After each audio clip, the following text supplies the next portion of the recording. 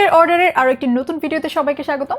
আজকের ভিডিওতে থাকছে এক্সফোলিয়েন্স এবং রেটিনল যুক্ত প্রোডাক্ট কিভাবে কোন অর্ডারে ব্যবহার করবেন তার সম্পূর্ণ গাইড। প্রথমে এক্সফোলিয়েন্সে আসি।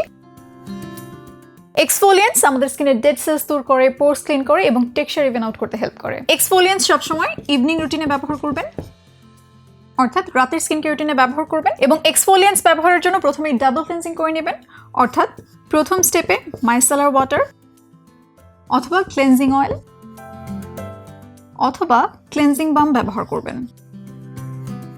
আপনার ফেস থেকে মেকআপ বা সানস্ক্রিনের পাশাপাশি সারাদিনের ধুলাবালি, ডার্ট, এক্সেস সেবাম অয়েল সবকিছু মেল্ট করতে এই ডাবল ক্লেনজিং এর ফার্স্ট স্টেপে মাইসেলার ওয়াটার, ক্লেনজিং অয়েল অথবা ক্লেনজিং বাম ব্যবহার করবেন। তবে আপনি যদি মেকআপ না করে থাকেন বা ওয়াটারপ্রুফ ফর্মুলার সানস্ক্রিন ব্যবহার না করেন, সেক্ষেত্রে আপনি এই স্টেপটা স্কিপ করতে পারেন এবং ডিরেক্টলি ক্লেনজার দিয়ে ফেস ওয়াশ করতে পারেন।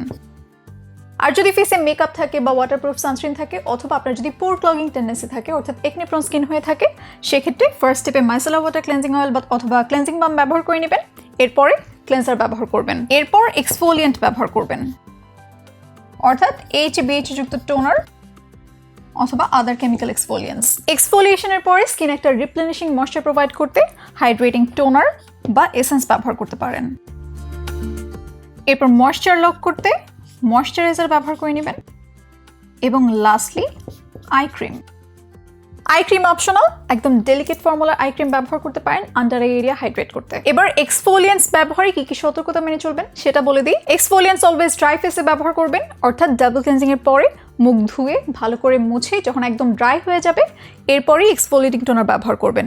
এক্সফোলিয়েটিং টোনার এবং রেটিনল জাতীয় কোনো প্রোডাক্ট একই রুটিনে ব্যবহার করা যাবে না, আপনি চাইলে অল্টারনেট ডেজে ব্যবহার করতে পারেন। এবং এক্সফোলিয়েন্স ইউজ করলে অবশ্যই দিনের বেলায় প্রপারলি সানস্ক্রিন অ্যাপ্লাই করতে হবে। আর এক্সফোলিয়েটিং টোনার সপ্তাহে 2 থেকে 3 দিনের বেশি ব্যবহার করা যাবে না। এবার আসি রেটিনল যুক্ত প্রোডাক্ট কোন অর্ডার ফলো করে অ্যাপ্লাই করবেন সেটাতে। রেটিনল বা রেটিনল যুক্ত প্রোডাক্টও ইভিনিং স্কিন কেয়ার রুটিনে ব্যবহার করতে হবে, অর্থাৎ রাতের বেলায় ব্যবহার করতে হবে। সো ইভিনিং স্কিন কেয়ার রুটিনে প্রথমে ডাবল ক্লেনজিং করে নেবেন, অর্থাৎ প্রথমে মাইসেলার ওয়াটার, ক্লেনজিং অয়েল অথবা ক্লেনজিং বাম ব্যবহার করে নেবেন।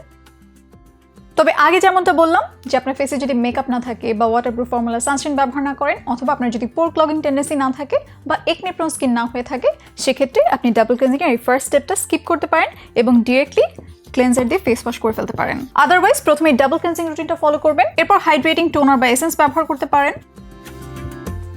এটা অপশনাল, আপনার স্কিন যদি ড্রাই ফিল হয় সেক্ষেত্রে হাইড্রেশনের জন্য হাইড্রেটিং টোনার বা এসেন্স ব্যবহার করে নিতে পারেন। এরপর রেটিনল যুক্ত প্রোডাক্ট ব্যবহার করবেন। রেটিনল সবসময় একদম ড্রাই স্কিনে ব্যবহার করবেন। আপনি যদি ক্লেন্সার দিয়ে ফেস ওয়াশ করার পরে ডিরেক্টলি রেটিনল ব্যবহার করেন, তাহলে মেক শিওর করবেন যে ক্লেন্সার দিয়ে ফেস ওয়াশ করার পরে আপনি মুখ ভালোভাবে মুছে নিয়েছেন এবং ফেস একদম ড্রাই। আর যদি হাইড্রেটিং টোনার বা এসেন্স ব্যবহার করেন, 4 থেকে 5 মিনিটের মতো ওয়েট করবেন যাতে করে এসেন্স বা টোনার ফেসে একদম পুরোপুরিভাবে অ্যাবজর্ব হয়ে যায় এবং ফেস ড্রাই থাকে। লাস্টলি ময়েশ্চারাইজার ব্যবহার করে নেবেন। ময়েশ্চার লক করতে স্কিন টাইপ অনুযায়ী একদম সুদিং ফর্মুলার একটা ময়েশ্চারাইজার ব্যবহার করে নেবেন। এবার বলে দিই রেটিনল ব্যবহারের ক্ষেত্রে কি কি সতর্কতা মেনে চলবেন। রেটিনল সবসময় ড্রাই ফেসে ব্যবহার করতে হবে, অর্থাৎ ক্লেন্সার দিয়ে ফেস ওয়াশ করে আগে যেটা বললাম একদম ফেস ড্রাই থাকবে এমন অবস্থায় রেটিনল ব্যবহার করতে হবে। রেটিনল সপ্তাহে 2 থেকে 3 দিনের বেশি ব্যবহার করবেন না। আর আপনি যদি রেটিনল ব্যবহারে বিগিনার হন, সেই ক্ষেত্রে প্রথম 2 সপ্তাহে 1 দিন করে এবং তৃতীয় সপ্তাহে 2 দিন করে, এভাবে আস্তে আস্তে ব্যবহারের ফ্রিকোয়েন্সি বাড়াবেন। আবার বিগিনার হলে শুরুতেই রেটিনল ব্যবহার করবেন না, প্রথমেই রেটিনলের লোয়ার কনসেন্ট্রেশনে ব্যবহার করে স্কিনে অ্যাডজাস্ট করে এরপরে রেটিনলে আপগ্রেড করবেন। এবং রেটিনলের সাথে অন্য কোনো এক্সফোলিয়েটিং প্রোডাক্ট ব্যবহার করবেন না। আর দিনের বেলায় অবশ্যই সানস্ক্রিন অ্যাপ্লাই করে প্রপারলি মেইনটেইন করবেন। সো এই ছিল অ্যাডভান্স স্কিন কেয়ার রুটিনে যারা এক্সফোলিয়েন্টস বা রেটিনল যুক্ত প্রোডাক্ট ব্যবহার করছেন তারা কোন অর্ডার ফলো করে ব্যবহার করবেন তার সম্পূর্ণ গাইডলাইন। এরপর যদি কোনো কনফিউশন থাকে বা প্রশ্ন থাকে, সরাসরি ইনবক্স করুন চয়েস লেগেসির ফেসবুক পেজ বা হোয়াটসঅ্যাপ নম্বরটিতে। আমাদের স্পেশাল সাপোর্ট টিম সার্বক্ষণিক থাকছে আপনার সহযোগিতায়। দেখা হবে পরবর্তী ভিডিওতে। ততক্ষণ পর্যন্ত ভালো থাকুন, সুস্থ থাকুন এবং চয়েস লেগেসির সাথেই থাকুন।